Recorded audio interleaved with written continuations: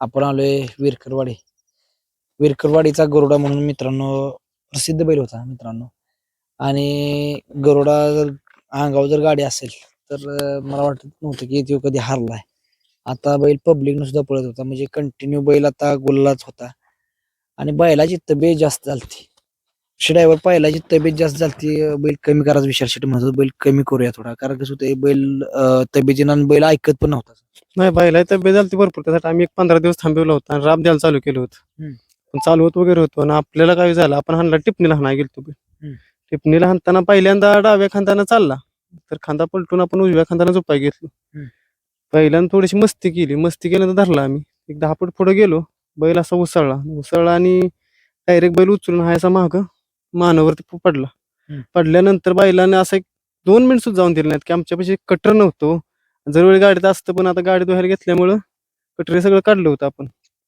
मग त्यामुळं कापाय बी काय नाही बैलाने 1-2 मिनिटात त्याचं डोळं झाकलं.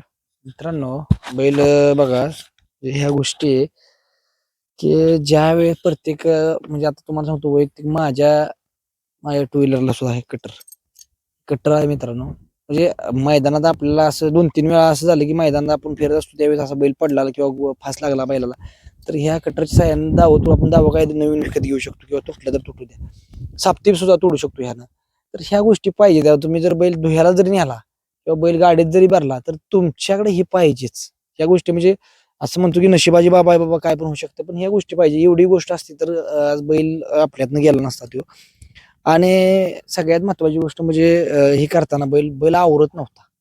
आणि म्हणजे बैल पडल्या क्षणी 2 मिनिटात म्हणजे बैलाला फास लागला कळलंच नाही. आणि तुमच्या त्या गडबडीत काय नक्की म्हणजे धांदल काय उडाली? धांदल म्हणजे बैलांना जशी झेप घेतली का, बैल एकतर मारका होता, म्हणजे बैल असा पळून मारत होता म्हणजे बैल रागलय होता.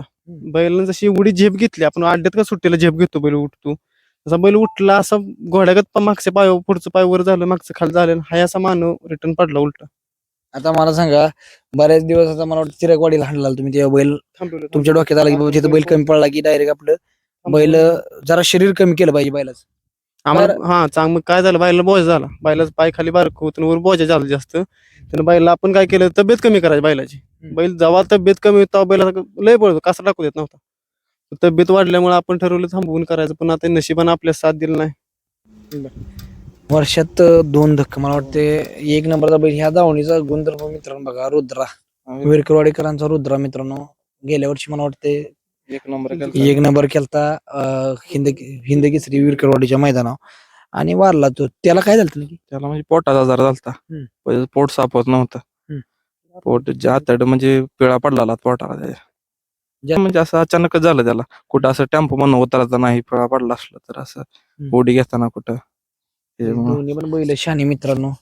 आणि म्हणजे घरची गाडी एवढी पळत होती की नुसतं अंतर असं, गाडी पळवली का तर 2-3 ठेकड्यानं अंतर असं आमचं. प्रत्येक 2-3 फायनल आहेत घरच्या गाडीत आमच्या. घरची गाडी पळत होती टॉपला आमची. वर्षात 2 धक्क मित्रांनो. आणि गरोडा पण मित्रांनो झऱ्याच्या मैदानावर टाकाटाकीत, मला वाटतं बक्कासूरचा सेमी होता त्या टाकाटाकीत मार खाल्ला होता त्यानं. म्हणजे आणि मग क्वार्टर फायनल राहिला. क्वार्टर फायनलला पण सगळी टॉपची राहिली होती. तिथं सुट्टा 1 नंबर केला. 1 नंबर केलता पतंग पटकाचा आणि गरोडा. सुट्टा 1 नंबर. किती 1 नंबर झाला? 2-4 झालं काही? 4 आहे. देवचा एक आहे, ते एक आहे, आणि ते त्या दिवशी झऱ्याचा एक. बर. आणि फायनल किती झालं? फायनल असतं 25 एक असतं फायनल. 25.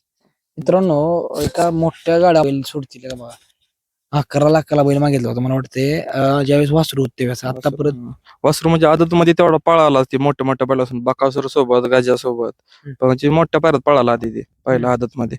म्हणजे आपण ती काय साठी नव्हता, नादासाठी घेतलेला, विकतच घेतलेला. किती घेतला बैल? 2.5 लाखाला घेतलेला. 2.5 लाखाला मागच्या दसऱ्याला घेतलेला 2.5 लाखाला. 2.5 लाखाला बैल घेतला होता. आणि मागितला होता कितीला तुम्हाला अंदाज? मागितलं म्हणजे असं नव्हतं, आदत मध्ये घेतल्यानंतर 6-7 लाखाला मागितलं, त्यानंतर आपण कधी किंमतच केली नाही त्याची, द्यायचाच नव्हता आपल्याला त्याच्यामुळे. बैलाची जर चाल ढाल बघितली मित्रांनो, तर बैल असा दिसत होता की म्हणजे बैलाची तब्येत जर आता जर बैलाची तब्येत बघितली तर वेगळीच होती. आता बैल म्हणजे असं बैल का होता, भागात नव्हता बैल, इतके भरलेला बैल होता. बैलाला लय तब्येत होती, पण कमी करायचा आम्ही प्रयत्न करत होतो. पण म्हणजे मित्रांनो बघा, धक्का बैलाचा धक्का जर त्या साईडला बघितलं की बैलाला कुठलीच गोष्ट कमिट केली नाही विशाल शेटनं. मला वाटतं बैलाला टेम्पो म्हणा जाग्यावर हो, सगळं म्हणजे स्वतःला कमी केलंय विशाल शेटनं, पण बैलांसाठी सगळं केलंय. आधी शेड केलंय, टेम्पो घेतला नवीन, म्हणजे बाकीच्या गोष्टी सगळं खाणं असेल म्हणजे सातू बितू सगळं आठवड्यात आणणं, ओरडीत डाळ हे स्वतःपेक्षा बैलाला लय जेव्हा जपलेलं, रुद्राला म्हणा गरुडाला म्हणा. ते जर पीठ मळायला लागलं तर मला वाटतं कमीत कमी 1 तास 2 तास ते असं पीठ मळून प्रॉपर सगळं मिक्स करून ते म्हणजे खुराकाला कधी कमी नाही केलं काही कशालाच, पहिल्याला कधी कमी केलं नाही. कोणी वायदी मागितली तर बैलाला पळवायचं तर वायदी देऊन पळवलाय काय काय ठिकाणी. म्हणजे बैलाला वायदी किती पण जाऊ द्या पण बैल माझा 1 नंबर. अजून कमी नाही कधी. आमच्या आतले सांगत ना आम्ही एका 1 तारखेला आमचं नियोजन होतं 60,000 रुपये वाय दिली होती आम्ही पुढे 1 तारखेसाठी कोळ्याला आपल्या. म्हणून तर बैल कमी करायचं. म्हणून बैल आम्ही एवढा त्रास घेत होतो. आणि तिथून पुढचं 9 तारखे नियोजन झालं होतं. 2-3 नियोजन आम्ही पैजून केलं सगळं. कारण काय आम्हाला 2-4 अड्ड्यात बैल ठेवत होता. बैलांना आम्हाला एक महिना एवढा बॅड लग गेले की महिन्यात बैलांना आम्हाला असं पळायचा, बैल गटाला पळायचा, शिमेला कमी पळायचा, कुठल्या मैदानात एक मैदान लय पळायचं, एक मैदान कमी पळायचा. आम्ही अंदाज आम्हाला येत नव्हता नेमकं काय होते. पत्री मारली आम्ही, पत्री मारायला 8 पाड्याला गेलतो. बैलाला म्हणजे तब्येतीमुळे धाप लागत होती. तब्येतीमुळे धाप लागत होती सगळं, पण प्रॉपर त्याला व्यायाम चालू केला, जे सांगितलं सगळं प्रॉपर. रोज 1 दिवसाड बैल 5 किलोमीटर चालू होतं पोरं. 1-2-3 आपली पोरात नाही ती 2-3 1 दिवसाड 5 किलोमीटर बैल चालायला. बरं काय तिथं ज्यावेळेस हे झालं त्यावेळेस कोण कोण किती पोरं होती? आम्ही 4-5 जण होतो तिथं. हा एक मुलगा होता आपला हे राज म्हणून. नंतर ते झालं मग त्या क्षणी काहीच कळलं नाही कुणालाच. तुम्ही दगडानं म्हणजे काय काय होणार दगडानं कशाला दगडानं हाणू दे, कशाला कसली मुरुमाट दगड आणले की फुटायची. बरं गावूनच काय म्हणजे हा, 2 गावाला. मिनिटात आणि आणस्तवर बैल राहिलेला आणि कापून झालं तर जीव सोडला त्याने. म्हणजे गाडीत भेटलं तुम्हाला ते? गाडीत नाही, घर होतं लांब, तिथनं पळत आणस्तवर राहिलेला आणि कापल्याशीनीच जीव सोडला त्याने. मोकळा केलेच. म्हणजे बैल तुम्हाला आधीच मारला, म्हणजे आधीच बैलानं जीव सोडला असं वाटतं. हा, तर बघा मित्रांनो, काय घेतले पाहिजे आता? हे कसं आहे, झालेल्या गोष्टी माघारी आणू शकत नाही, पण परंतु काय काळजी घेतली पाहिजे? बैलाला तुम्ही धुह्याला जरी घेतलं किंवा पोहणी घालायला जाऊ द्या तुम्ही, किंवा फेरा टाकायला जाऊ द्या, कुठं पण तुम्ही मैदानावर जाऊ द्या, किंवा बैल संघ असला की तुमच्याकडे काय जवळ पाहिजे? कट्टर हा नेहमी जवळ पाहिजे. बघा अनुभव चांगला आलाय, कारण का लाख मोलाच्या पोरापेक्षा आपण त्याला सांभाळलं असतं. घरच्यांचा आई वडिलांच्या नंतर ह्या जीव ह्या बैलावर लावलेला असतो.